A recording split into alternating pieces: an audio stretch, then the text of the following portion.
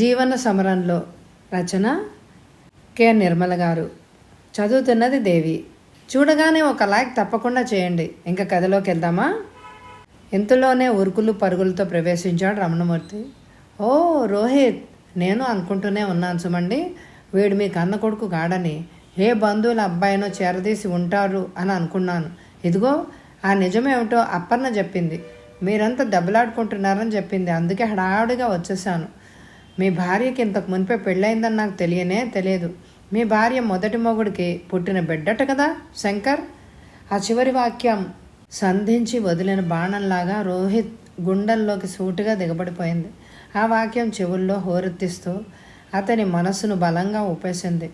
భూకంపం తాకిడిలాగా అతన్ని కదిలించి వేయసాగింది. రోహిత్ నవనాడులు కృంగదీసి అతడిలోని శక్తిని పూర్తిగా హరించివేసింది ఆ ప్రశ్న.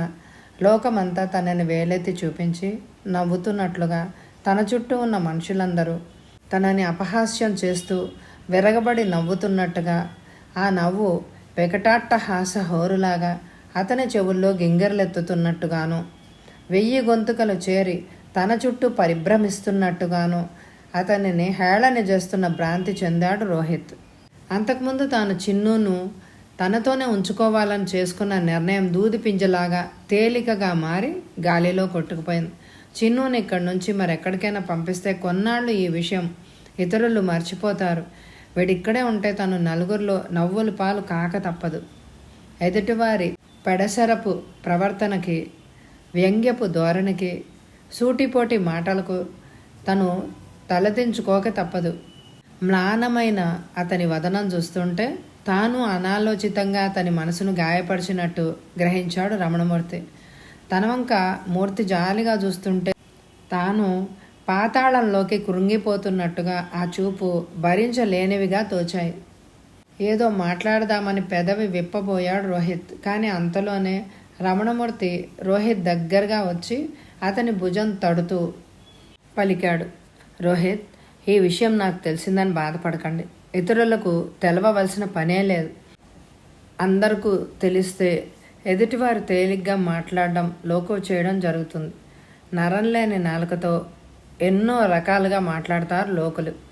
మీకు ఇష్టమైన ఒక బిడ్డను కన్న తల్లిని పెళ్ళాడినా అది ఇతరులకు హేళనగా, అపహాస్యంగా తోచవచ్చు. ఆదర్శ వివాహం చేసుకున్న ఎంతో విశాల హృదయంతో ప్రవర్తించిన సంస్కారి, సౌజన్యుడు అయిన మురళిని గురించి మన కళ్ళ ముందే ఎంత హీనంగా మాట్లాడుతున్నారో మీకు తెలియని విషయం కాదు కదా. ఆ మాటలు రమణమూర్తి ఎంతో సున్నితంగా చెప్పినా అవి రోహిత్ హృదయానికి ఈటెల్లాగా తగిలాయి. అతని కన్నుల ఆందోళనతో అల్లల్లాడాయి. అతడిలో సంస్కారపు రెక్కలు విప్పుకున్న విహంగంలాగా ఎగిరిపోయింది. ఒక వితంతోనూ, అందున ఒక బిడ్డ తల్లిని విశాల హృదయంతో పెళ్లాడిన మీరు ఇప్పుడు అనవసరపు కలతలతో లేనిపోని సమస్యలను సృష్టించుకొని మీ మనశ్శాంతిని హరింపజేసుకోకండి. మీతో ముడివేసుకున్న వాళ్ళందరికీ వేదనను కలిగించకండి. మీరు తల్లితో పాటు ఆ బిడ్డను కూడా ఆనందంగా స్వీకరించారు ఆనాడు. ఆ బాధ్యతను ఏనాటికి మీరు తప్పించుకోలేరు. అమాయకుడైన వాడి భవిష్యత్తును ఎలా మలుస్తారో మీ ఇష్టం. ఆ పసివాడు మీ చేయి జారిపోకుండా కట్టుదిట్టం చేసి వాడిని సక్రమమైన మార్గంలో నడిపించి వాడి జీవితానికి బంగారు బాటను వేయండి. వాడి జీవితంలో స్థిరపడిన తర్వాత మీ ఆసరా వాడికి అవసరం లేదు. అంతవరకు శంకర్ పోషణ, రక్షణ భారం మీదే. ఒకనాడు ముందడుగు వేసిన మీరు ఒడిదుడుకులకు తట్టుకోలేని ఆ నిర్ణయాన్ని నిలుపుకోవాలి. అంతేకాని లేనిపోని ఊహించుకుని మీతో అల్లుకున్న వీరి జీవితాలు అశాంతి పాలు చేయకండి. మీకు ఆప్తుడిగా, ముఖ్యమైన స్నేహితుడిగా నేనిచ్చే సలహా ఇదే. బాగా ఆలోచించి మీ లక్ష్యాన్ని కొనసాగించమని స్నేహధర్మంతో చెప్తున్నాను, గంభీరంగా పలికాడు రమణమూర్తి. మూర్తి గారు, కాస్త ఇబ్బందిగా పిలిచాడు రోహిత్. ఏమిటన్నట్లు చూశాడు రమణమూర్తి. మీ చక్కని సలహాకు నా థ్యాంక్స్. ఆ ఒక్క మాట తప్ప మరో శబ్దం గొంతులోంచి పైకి పెక్కల్లేదు. తన ఉనికి రోహిత్కు భరించలేని సమస్యగా మారినట్లు శంకర్ పసి హృదయం గ్రహించేసింది. తన వల్ల తన తండ్రి అవమానాల్ని, అవహేళనలను ఎదుర్కోవలసి వస్తోందని కూడా అర్థమైంది ఆ చిన్నుకి. ఆ బిడ్డ రోహిత్ కొడుకు కావడం, వాడి తండ్రి చచ్చిపోతే రోహిత్ ఆమెను పెళ్ళాడాడట. రోహిత్ భార్యకు రెండో పెళ్ళిట. ఇతను పెళ్ళాం చచ్చి బిడ్డ ఉన్న మగవాడు మళ్ళీ పెళ్లి చేసుకోగా చూసామే కానీ మొగుడు మరణిస్తే సంతానము నాడది మళ్ళీ పెళ్లి చేసుకోవడం ఎక్కడా చూడలేదు. హవ్వ కలికాలం మరి సాంప్రదాయం కట్టుబాట్లు నశించిపోతున్నాయి. ఆ పిల్లాడు రోహిత్కు ఒక సమస్యగా తయారయ్యాడట. పొట్టబొడిస్తే అక్షరం ముక్కలేదు, బొత్తిగా చదువు అబ్బడం లేదుట, పైగా మొండిగటం. అతని కన్నతండ్రి బుద్ధి లేనటవన్నీ వారసత్వం మరి. రోహిత్ సవతి కొడుకు పోరంబోకులతో గోళీలాడుతూ సిగరెట్ పీకలు ఏరుకొని జులాయిలా మారి తండ్రి పరువు నడి బజారులో పెడుతున్నాడు. ఆ పిల్లాడు రోహిత్ మెడకి గుదిబండలాగా చుట్టుకున్నట్ట. ఆ అమ్మాయిని పెళ్లి చేసుకుపోయే ముందు అతడు ఇదంతా ఆలోచించి ఉండవలసింది. చేతులు కాలిన తర్వాత ఇప్పుడు ఏమనుకుంటే ఏం ప్రయోజనం? ఇలా మొండి బండలా మారిన ఆ పిల్లాడిని అతడు భరించడం చాలా కష్టం. ఆలుమొగాలిద్దరూ ఎడమొహం పెడమొహమేనంట. ఆవిడ మాత్రం తన కొడుకుని చూసుకుంటూ జీవితాన్ని గడపకుండా తగుదనమ్మా అని మళ్ళీ పెళ్ళెందుకు చేసుకున్నట్లు? రోహిత్కి పిల్లలు పుట్టని పూర్వం ఆ కుర్రాడంటే ప్రేమగానే ఉండేవాడట. పిల్లలు పుట్టి ఆ కుర్రాడు వీళ్ళ ఇంటికి చేరడంతో మొదలైందిట అసలు సమస్య. లోకుల మాటలు రోహిత్, కరుణ, శంకర్ మనసులను శూలల్లా గాయం చేస్తూ అల్ల కల్లోలం చేయసాగాయి. ఎదుటివారి హేళనలు, సూటిపోటి మాటలు ఆ పసివాడి గుండెను చీల్చి చెండాడసాగాయి. ఎదుటివారు తనను చూసి జాలిగా చూస్తున్న చూపు, సానుభూతి వాక్యాలు పలుకుతూ ఉంటే తట్టుకోలేని అతని హృదయం బగ్గున మండేది. తల్లి మళ్ళీ పెళ్లి చేసుకోవడం వల్లనే తనని అందరూ గేలి చేస్తున్నారని ఆ లేత మనసు తల్లి పట్ల విముఖతను, ద్వేషాన్ని పెంచుకోసాగింది. తన కన్న తల్లి మళ్ళీ పెళ్లి చేసుకోవడానికి నిరాకరించింది అని, తన భవిష్యత్తు సుఖం కోసమే తాను తల్లిదండ్రులు ఇద్దరి మధ్య ఆప్యాయంగా నిండుగా ఏ లోటు తెలియకుండా పెరిగాననే తలవంచి తాళి కట్టించుకుందని ఆ పసిగుండకు తెలియదు. రోహిత్తో మాట్లాడాలన్నా, చనువుగా దగ్గరకు వెళ్ళాలన్నా ఏదో బెరుకు, భీతి కలగసాగాయి చిన్నులో. ఆ తండ్రి కొడుకుల మధ్య దూరం కొండలా పెరగసాగింది. అమ్మా తలవంచి పిలిచాడు శంకర్. తడి బట్టలు ఆరవేస్తున్న కరుణ కొడుకు వైపు తిరిగింది. చిన్ను ఏం కావాలి? మృదువుగానే ప్రశ్నించింది. మాట్లాడడానికి తట్పటాయించాడు శంకర్. కొడుకు సందేహించడం గమనించి కరుణ నవ్వుతూ అడిగింది. డబ్బులు ఏమైనా కావాలేంట్రా? అబ్బెబ్బే వద్దొద్దు, డబ్బులు అడగడానికి రాలేదు నేను అన్నాడు కంగారుగా. మరేం కావాలి అన్నది నిశీతంగా కొడుకు వంకే చూస్తూ. అంతవరకు ఉగ్గపట్టుకున్న శంకరే ఇంకా ఆగలేనట్టుగా గబుక్కుని అనేశాడు. అమ్మా నేను మావయ్యతో అమ్మమ్మ దగ్గరికి వెళ్ళిపోతాను, అక్కడే ఉండి చదువుకుంటాను. కొడుకు కంఠంలో తొంగి చూసే స్థిర నిర్ణయానికి అదిరిపడింది కరుణ. ఆమె మనసులో పెద్ద బండరాయిని దింపినట్టుగా అయింది. మరుక్షణంలోనే ఆమె కన్నులు నిండిపోయాయి. ఆమె మనసు మూగబోయింది. ఆమె పెదవులు తడారిపోయాయి. మాట్లాడాలని పెదవులు కదిలించింది కానీ గొంతు పెగలేదు. తల్లి మానసిక స్థితిని గుర్తించిన పసివాడు దీనంగా అన్నాడు. అమ్మా నన్ను చంపేసో లేదా ఏ అనాథ శరణాలయంలో వదిలేసో నువ్వు మళ్ళీ పెళ్లి చేసుకుంటే ఎంతో బాగుండేది. చిన్ను రెండు చేతులతో కొడుకు నోరు మూసేసింది. వాడిని గుండెలకు చేర్చుకొని ఎంత మాట అన్నావురా అంటూ బోరు మంది కరుణ. తల్లి రోదనకి ఏమాత్రం చెలించకుండా శిలలాగా నిలబడ్డాడు శంకర్. వద్దురా చిన్ను, అంత మాట అనకురా. నాకు మాతృత్వాన్ని చవిచూపిన మొదటి బిడ్డవు నువ్వు. నీ కన్న తల్లి అంత పాషాణం అనుకున్నావా? నీ కన్న తల్లిగా కాక నీ కంటికి రాక్షసిలాగా కనిపిస్తున్నానట్రా. నీ భవిష్యత్తు, నీ సుఖం, నీ సంతోషం కోసమే, నాన్న ప్రేమ కోసం తల్లడిల్లిపోయే నీకోసమే నేను మళ్ళీ పెళ్లి చేసుకున్నానురా చిన్ను. నువ్వు తల్లిదండ్రుల అనురాగాన్ని పంచుకుంటూ నీ జీవితంలో లోటు అనేది లేకుండా పెరుగుతూ పెద్ద చదువులు చదివి వృద్ధిలోకి రావాలని ఆశిస్తూ పెళ్లి చేసుకున్నానురా. నా స్వార్థం కోసమే నేను నిన్ను పెళ్లి చేసుకోలేదురా. నిర్లక్ష్యంగా తల ఎగరేశాడు చిన్ను. నీకు నీ కన్న బిడ్డ మీద అంత ప్రేమ ఉంటే నువ్వు అసలు మళ్ళీ పెళ్లి చేసుకుని ఇలా అందరినీ చిక్కుల్లో పడేసేయవు అని వాక్యం అనేసి తల్లికి మాట్లాడే అవకాశం కూడా ఇవ్వకుండా అక్కడి నుంచి వెళ్ళిపోయాడు శంకర్. సర్పద్రష్టలాగా నిలబడిపోయింది కరుణ. మామయ్య మా నాన్న చెప్పింది నిజమే, నేను ఇక్కడ ఉండకూడదు. ఈ ఇంట్లో స్థానం లేదు నాకు. నా బ్రతుకు రోహిత్ గారి మనసును కలిపింది మా అమ్మ, కానీ అది కుదరదని తెలిసిపోయింది కదా. నా మూలంగా రోహిత్ గారిని అందరూ వేళాకోళం చేస్తున్నారు. పాపం ఆయన నన్ను బయటికి వెళ్ళనివ్వలేక ఇంట్లో ఉంచుకోలేక మహా బాధపడిపోతున్నారు. సినిమాల్లో చూపించినట్లుగా మారిపోయారు ఆయన అన్నాడు శంకర్. శంకర్ మాటలను అర్థం చేసుకున్నట్లుగా అయోమయంగా ప్రశ్నించాడు వెంకటేష్. సినిమాలలాగా అంటే ఏంటి చిన్ను? నువ్వు బోలెడని సినిమాలు చూస్తూనే ఉంటావు కదా మావయ్య. కష్టాలు వచ్చినప్పుడు హీరో తాగుబోతులుగా మారిపోరు, చేతిలో సీసా పట్టుకొని పాటలు కూడా పాడతారు కదూ. అర్థమైందిరా చిన్ను. ఏ మనిషి అయినా మానసిక వ్యధకు తట్టుకోలేనప్పుడు, పరిష్కరించలేని సమస్య బాధిస్తున్నప్పుడు, ఆ పరిస్థితుల నుంచి తాత్కాలికంగా తప్పించుకోవడానికి, పతనానికి దిగజారి ఆ బాధను మర్చిపోవడానికి తాగుడికి బానిసవుతారు. ఆ తాగుడు వ్యసనం డబ్బుని, ఆరోగ్యాన్ని కూడా నాశనం చేస్తుంది. చివరికి ఆ మనిషి ప్రాణాలను కూడా తీసేస్తుంది. ఓహో, ఎంత యోగ్యుడమైనా మీ నాన్న ఇలా మారడం నిజంగా దురదృష్టం. పరిస్థితులు మనిషిని ఎంతగా దిగజార్చుతాయో కదా. తాను ఒక చిన్న పిల్లాడితో మాట్లాడుతున్నానన్న సంగతే విస్మరించి ఆవేశంగా అన్నాడు వెంకటేష్. అందుకే మామయ్య, నాకిక్కడ ఈ ఇంట్లో ఉండబుద్ధి కావడమే లేదు. నా మూలాన ఆయన బాధపడడం ఇష్టం లేదు. నేను ఇక్కడ ఉండడం వల్లనే ఆయనను అందరూ నానా మాటలు అంటున్నారని అనుకుంటున్నారు ఆయన. మామయ్య, నేను ఆయన కొడుకును కానని అందరికీ తెలిసిపోయిన తర్వాత ఆయన చాలా మారిపోయారు. నాతో మాట్లాడడం పూర్తిగా మానేశారు. నేను మాట్లాడుతుంటే మొహం చిట్లించుకుంటున్నారు.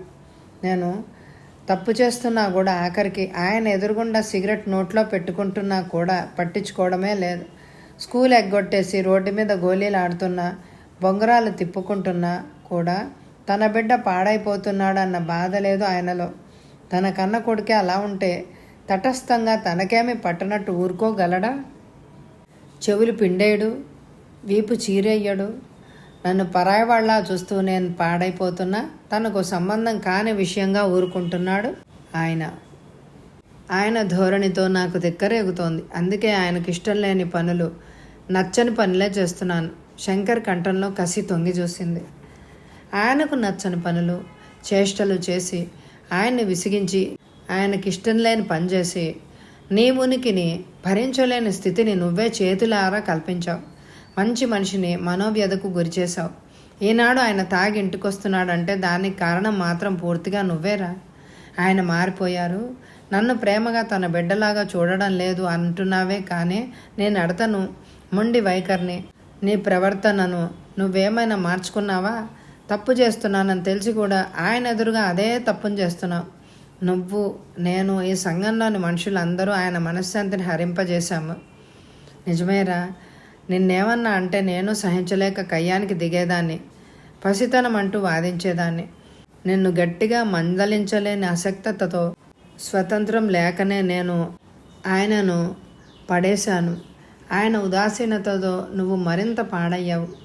నీ నిర్లక్ష్యం ఆయనను ఒక పక్క బాధిస్తూ ఉంటే, నీకు ఆయనకు మధ్య గల అనుబంధాన్ని ఇతరులు కథలుగా చెప్పుకుంటూ ఆయన వ్యక్తిత్వానికే పరీక్ష పెట్టారు. నేను, నువ్వు లోకం మూకుమ్మడిగా ఆయన మీద జరిపిన దాడికి తట్టుకోలేక ఆయన దిగజారిపోయారు చిన్ను. ఆయన చిత్తక్షోభను మనం చల్లార్చి ఉంటే ఆయన తలెత్తుకొని నిలబడగలిగేవారు. కరుణ కంఠం గాద్గదికమైంది. అమ్మా, తీవ్రంగా అరిచాడు శంకర్. ఆ అరుపుకు అదిరిపడుతూ చూసింది కరుణ. శంకర్ తల్లివంక చీత్కారంగా చూశాడు. అసలు నా బ్రతుకు ఇలా ఎందుకు మారింది? కారణం నువ్వే. గాలిపటం ఎటు గాలి వీస్తే అటే తిరుగుతుంది. అలాంటి గాలిపటంలా మారావు నువ్వు. నేను తప్పు చేసినా నన్ను సమర్థించి నువ్వు ఈనాడు రోహిత్ గారి తీరును సమర్థిస్తున్నావు. నా మీద ప్రేమ అంటూ, నీ భవిష్యత్తు కోసమే నేను పెళ్లి చేసుకున్నాను అంటూ, నీకు తండ్రి ప్రేమ లేదన్న లోటు తెలియకుండా ఉండాలనే పెళ్లి చేసుకున్నానని నన్ను మభ్యపెట్టడానికి చూస్తున్నావు. నా కోసం, నా ఉన్నతి కోసమే నువ్వు పెళ్లి చేసుకున్నావన్న మాట శుద్ధ అబద్ధం. అది నేను నమ్మను. ఎందుకంటావా? రోహిత్ గారికి నా మీద ఎటువంటి అధికారం లేకుండా చేశావు. నన్ను ఆయన పరాయివాడిగా భావించేలాగా ఆయనను నువ్వే మార్చావు. ఆయన నన్ను ఆపేక్షగా చూస్తే పొంగిపోయావు. ప్రేమించే మనిషికి తిట్టే అధికారం మాత్రం లేకుండా చేశావు. ఆయన నన్ను మందలిస్తే ఆయనతో కయ్యానికి దిగి నన్ను వెనకేసుకొచ్చేదానివి. అందుకే ఆయన పట్ల గౌరవం కానీ ప్రేమ కానీ ఏర్పడలేదు. అందరి తల్లిదండ్రుల్లాగా ఆయన సహజంగా ప్రవర్తించలేదు. అందుకు కారణం నువ్వే. నా మీద ఈగ వాళ్తే ఆయన మీద విరుచుకుపడేదానివి. నా రూపం కూడా తల్లిదండ్రులకు భిన్నంగా ఉండడం, తల్లి గారాబం, తండ్రి నిర్లక్ష్యం ఎదుటివారిలో అనుమానానికి కారణమైంది. నా తండ్రి ఆయన కాదని తెలిసిన ప్రతి వారు ఆయన వెంటపడి మరీ గేలి చేశారు. పిచ్చి కుక్క నా వెంట పడినట్లు నన్ను భయపెట్టి వేధించారు అందరూ. రోహిత్ గారికి నేనంటే ఇష్టం లేదు. పైగా ఇప్పుడు నా మొహం చూడ్డానికే ఆశ్రయించుకుంటున్నారు. ఒప్పికి వస్తున్న ఏడుపని బిగబట్టి వణుకుతున్న స్వరంతో మాట్లాడాడు శంకర్. చిన్ను, ఇప్పుడు ఎందుకే అనవసరపు మాటలు? నువ్వు పెద్దవాడు అయినట్లుగా తోస్తోంది. నీ మాటలు వయసుకు చిన్నవాడివైనా నీ ఆలోచనలు ఊహలు ఎదిగాయి. ఒరేయ్, ఊరికే మనసులు చెదరగొట్టుకొని జీవితాలను సమస్యమయం చేసుకోకూడదురా. చిన్నవాడివి, ఆవేశం తప్ప ఆలోచన అనుభవం నీలో లేవు. గోడితో పోయేదాన్ని గొడ్డళ్ల దాకా లాగడం మంచి పని కాదురా, తాను కల్పించుకుంటూ పలికాడు వెంకటేష్. ఒక్క క్షణం పాటు శంకర్ మాట్లాడలేదు. తర్వాత తలంచుకొని మెల్లగా అన్నాడు, మావయ్య, నేను నీతో పాటు వచ్చేస్తాను. నన్ను నీ వెంట తీసుకెళ్తావా? ఆ ప్రశ్నకు సమాధానం చెప్పకుండా వెంకటేష్ మౌనంగా ఉండిపోయాడు. ఆ మౌనాన్ని అంగీకారంగా తీసుకోలేకపోయాడు శంకర్. శంకర్ చూపుల్లోని ఏహ్యత ఆమె గొంతును మోగ చేసింది. నీ మూలంగానే నా బ్రతుకు నాశనమైంది. నేను ఎవ్వరికి పనికి రాకుండా పోయాను. నాకేది దారి? ఇంట్లో ఇంకా ఉండలేను. నన్ను మరెవ్వరూ ఉంచుకోరు. నేనేం కావాలి?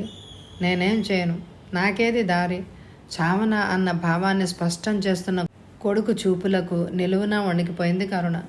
కన్న కొడుకు దుఃఖంతో తల్లడిల్లిపోతుంటే హక్కున చేర్చుకుని బుజ్జగించే అదృష్టాన్ని కూడా ఆమె కోల్పోయింది. ఆ కొడుకు తన తల్లిని తన చూపులతోనే అంత దూరాన నిలబెట్టేశాడు. ఒక స్థిరమైన నిశ్చయానికి వచ్చినట్లుగా తల పైకెత్తి సీరియస్గా తమ్ముడితో అన్నది కరుణ. వెంకు, నేను పునర్వివాహం చేసుకొని చాలా తప్పు చేశానురా. నా బిడ్డ జీవితం సుఖప్రదంగా మారుతుందని, వాడి భవిష్యత్తు ఉజ్వలంగా వెలుగుతుందని భ్రమపెట్టి ఒప్పించిన మామయ్యను, నాన్నను ఇప్పుడు నా బిడ్డ భవిష్యత్తు ఏమిటని నిలదీయాలి అని ఉంది. కానీ వాళ్ళిద్దరూ ఇప్పుడు ఈ లోకంలో లేరు. రోహిత్ గారు కూడా ఈ బిడ్డ తన బిడ్డ కాడనుకొని వీడు ఈ ఇంట ఉంటే తనకు అవమానమని తలపోస్తున్నారా వెంకటేష్.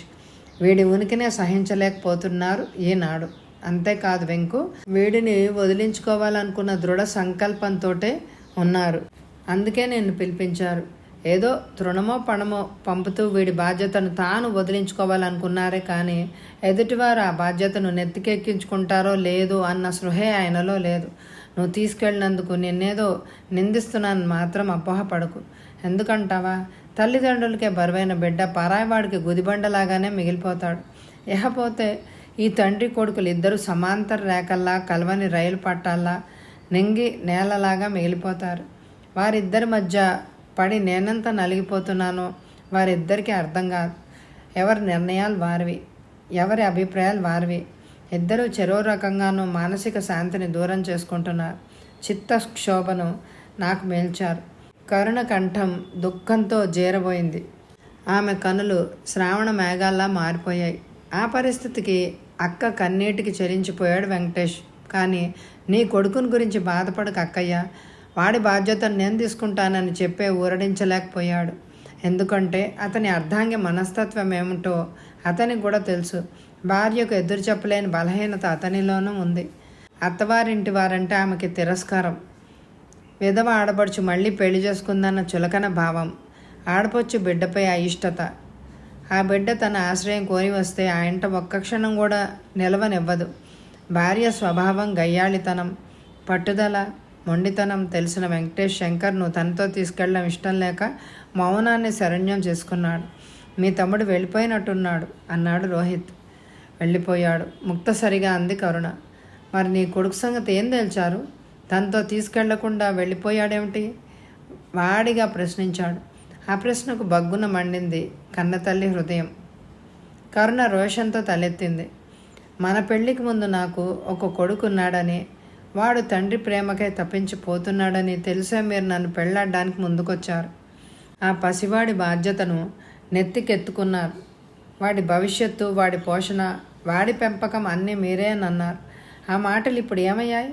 గాలికి కొట్టుకుపోయాయా? నేటి మీద రాతలయ్యాయా? అవన్నీ కళ్ళబొల్లి కబుర్లేనా?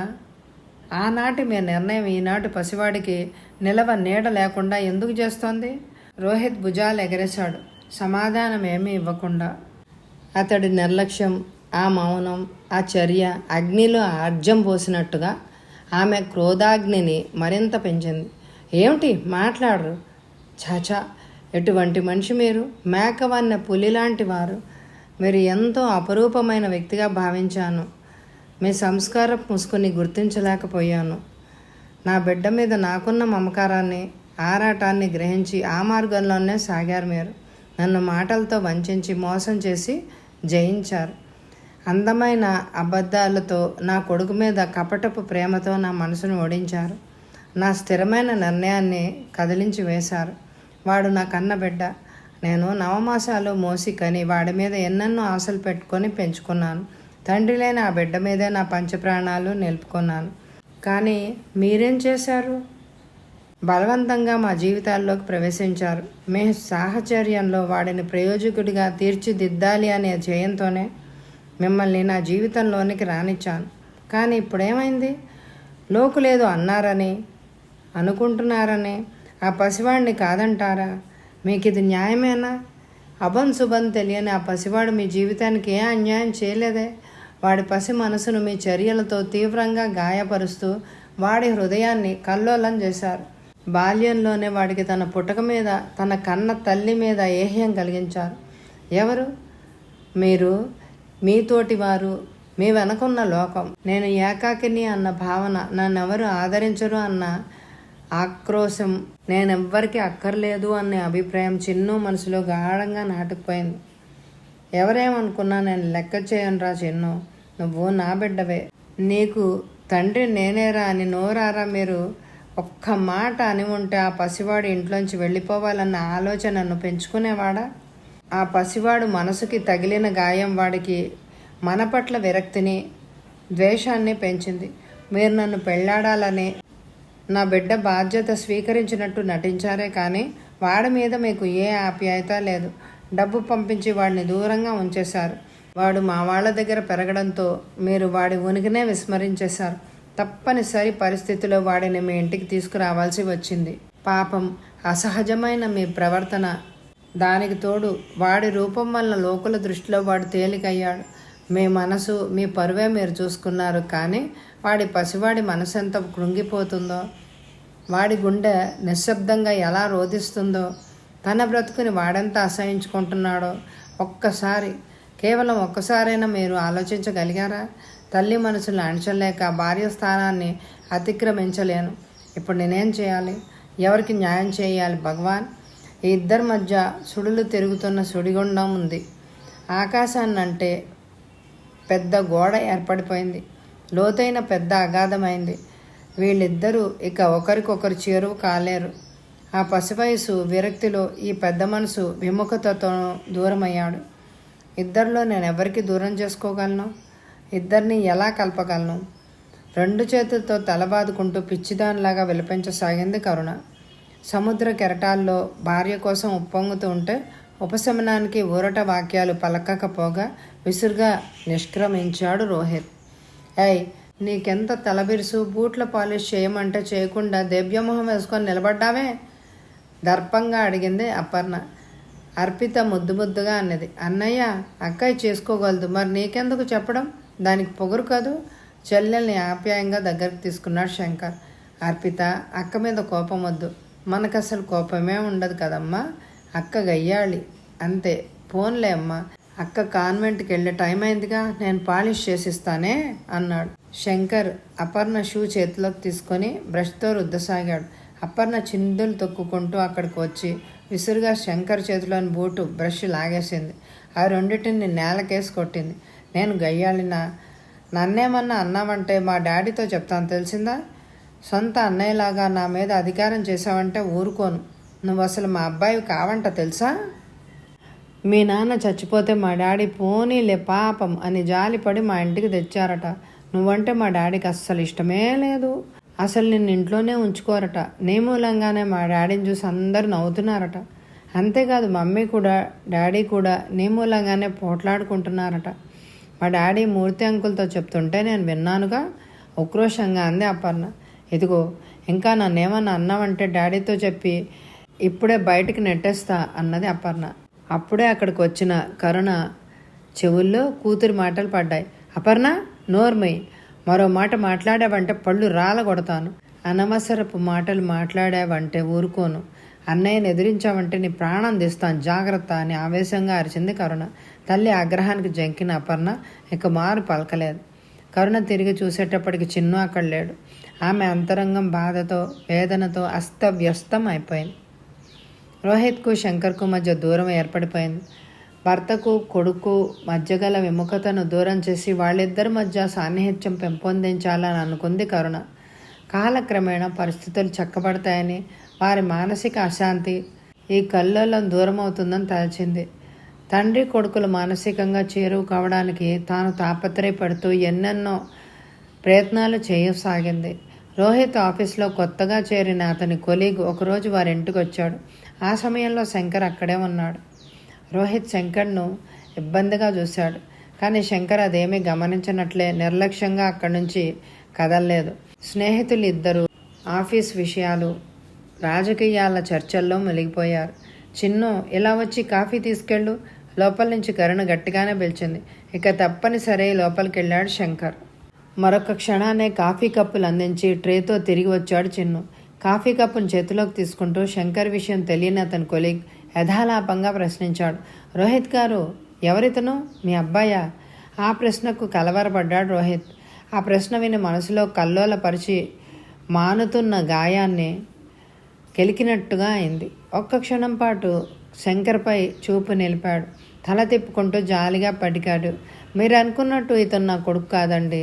అతను తండ్రి లేని అభాగ్యుడు, చదువులేని తల్లి అతడిని పోషించలేని స్థితిలో ఉంటే జాలి కలిగి మా ఇంట్లో తెచ్చిపెట్టుకున్నాను.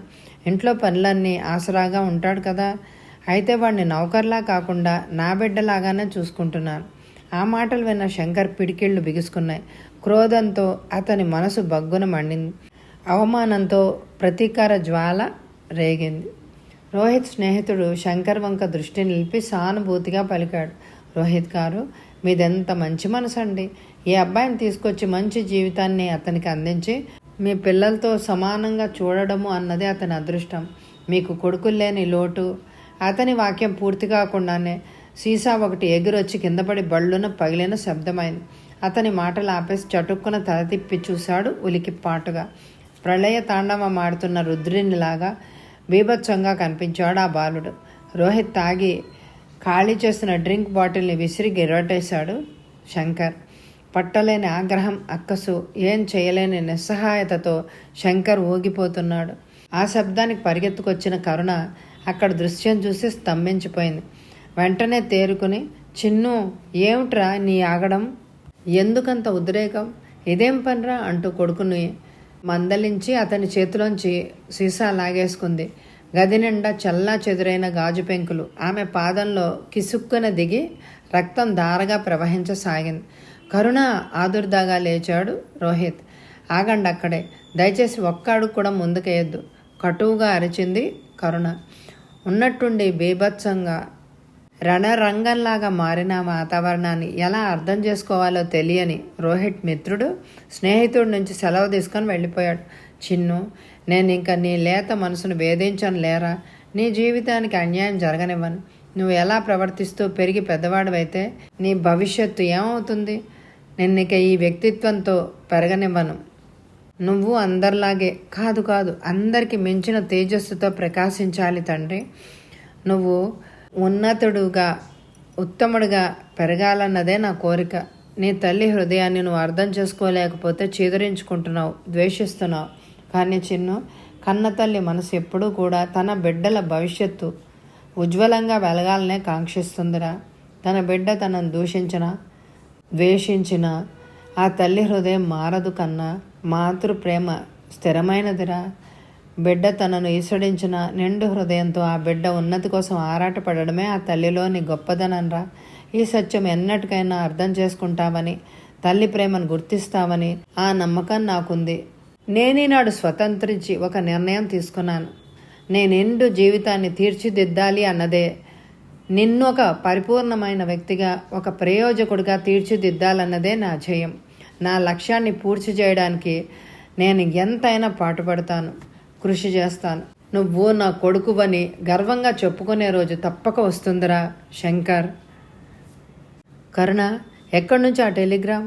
ఆ టెలిగ్రామ్ చూసినప్పటి నుంచి నువ్వు ఏదోలా ఉన్నావని, తెగ బాధపడిపోతున్నావని, అంతలోనే ఆనందంతో నీ ముఖం వెలిగి పోతోందని ఒక్క క్షణం నవ్వుతో, మరొక క్షణం కన్నీటితో వింతగా ప్రవర్తిస్తోందని అర్పిత చెప్పింది.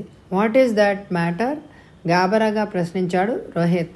మౌనంగా ఆ కాగితాన్ని భర్త చేతుల్లో పెట్టేసింది. అతని ప్రశ్నకు సమాధానం ఆ కాగితాన్ని చేతిలోకి తీసుకొని కళ్ళజోడు సరి చేసుకుంటూ పెద్దగా చదివాడు రోహిత్. I'm coming Chinnu. ఓ, అన్నయ్య వస్తున్నాడా? ఎంత శుభవార్త వినిపించారు డాడీ. ఉండండి, మీకు స్వీట్ తెస్తాను. చిన్న పిల్లలాగా వంటిట్లోకి పరుగు తీసింది అర్పిత. ఆ ఏకాంతంలో భార్యాభర్తలు ఇద్దరూ ముఖాముఖాలు చూసుకుంటూ మౌనంగా ఉండిపోయారు. ఆమె కన్నుల్లో గౌరవం, తృప్తి, ఆనందం. ఆమె నయనాల్లో కన్నీరు, పశ్చాత్తాపం, లజ్జ. శంకర్ ఈనాడు ఉన్నత చదువులు చదివి ఎంత వృద్ధిలోకి వచ్చాడంటే అందుకు కారణం అతని తల్లి.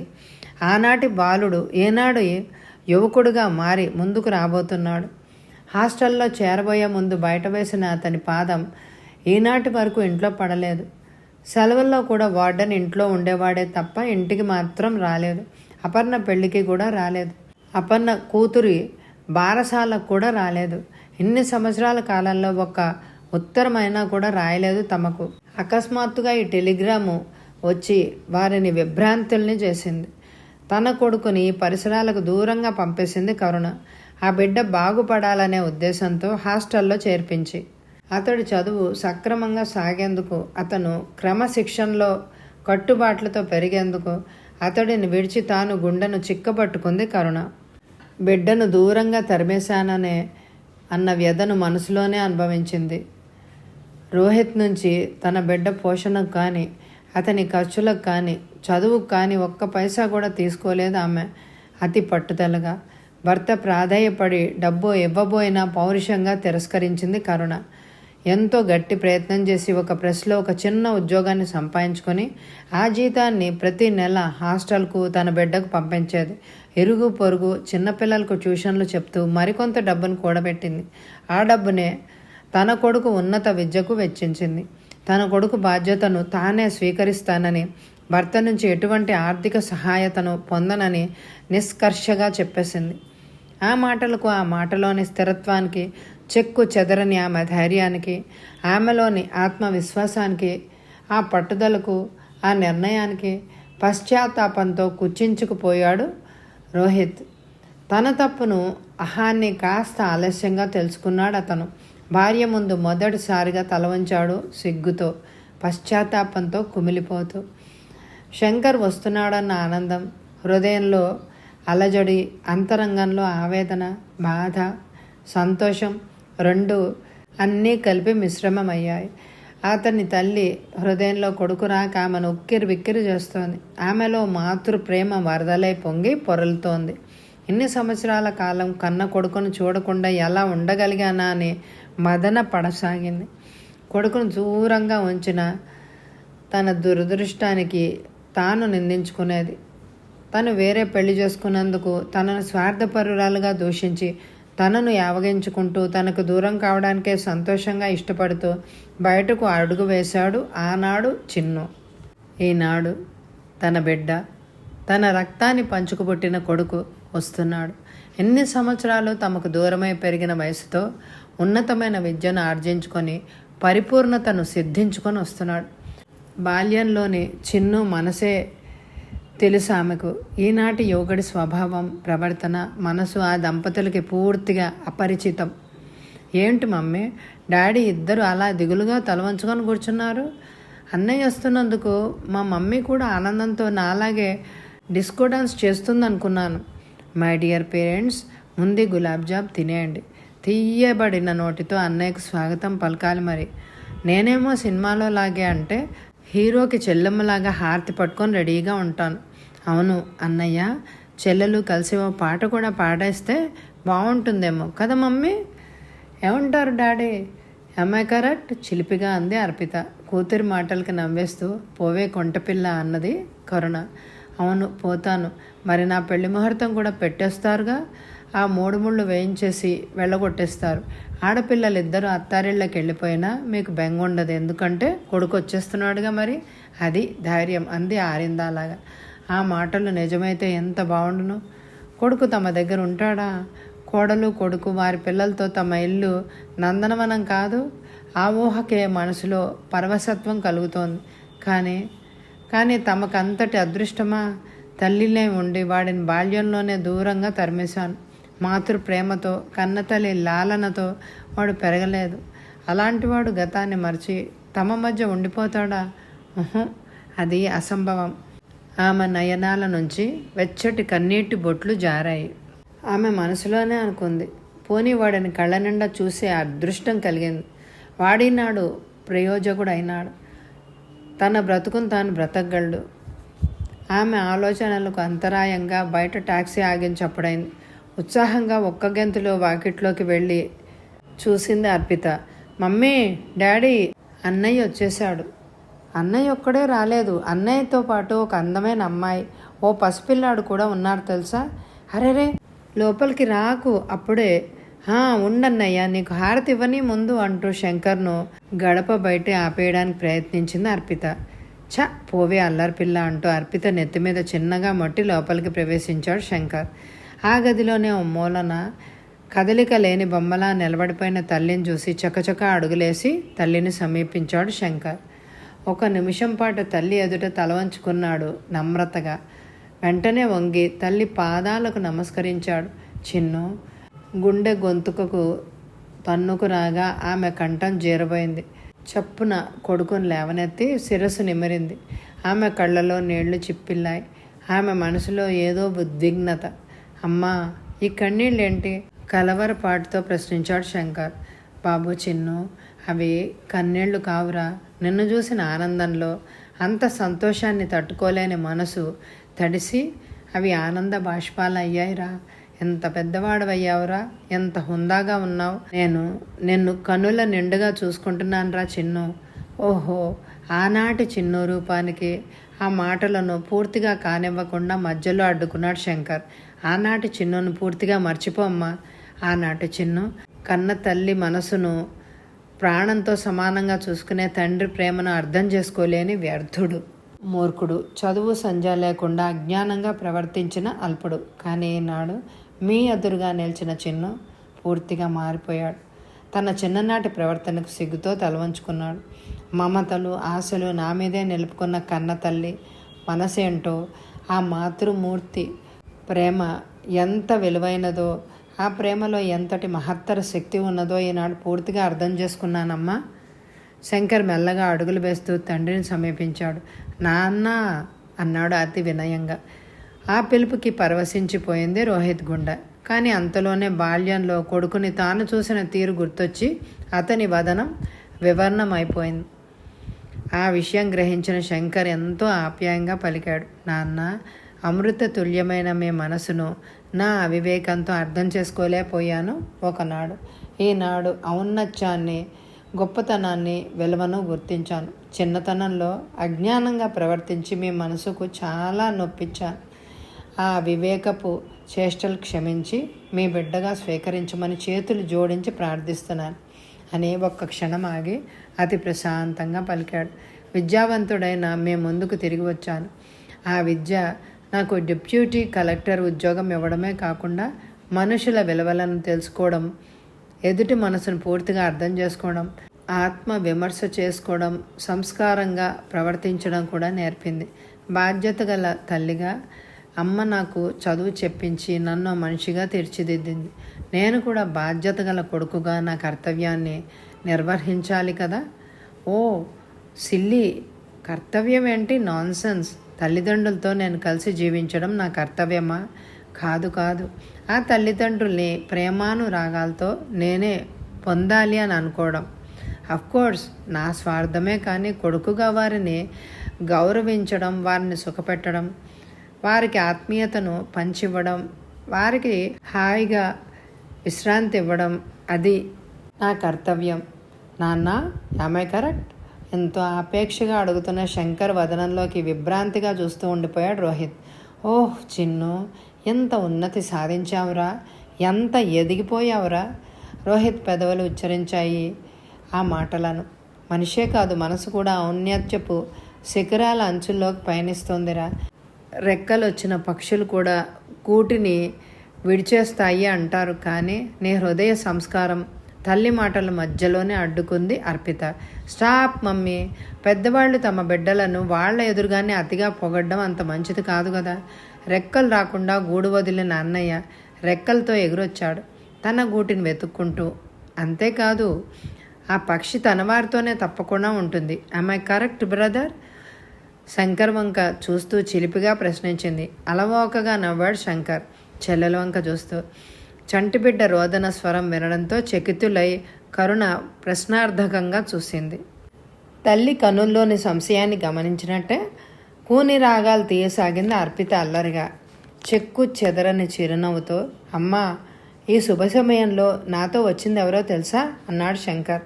రెప్పవాల్చకుండా కొడుకు వంకే దృష్టి నిలిపాడు రోహిత్.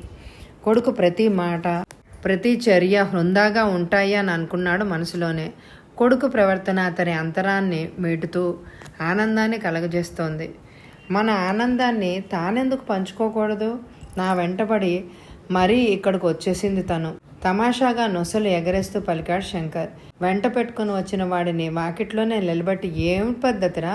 ఉండు, నీ వెంట పెట్టుకుని వచ్చిన అమ్మాయిని నేను లోపలికి పిలుచుకొస్తాను అంటూ బయటికి వెళ్ళబోయింది కరుణ. ఇదిగో అమ్మా, నువ్వు నన్ను పొట్టెట్టి లోపలకు ఆహ్వానించనక్కర్లేదు, నేనే వచ్చేసాను.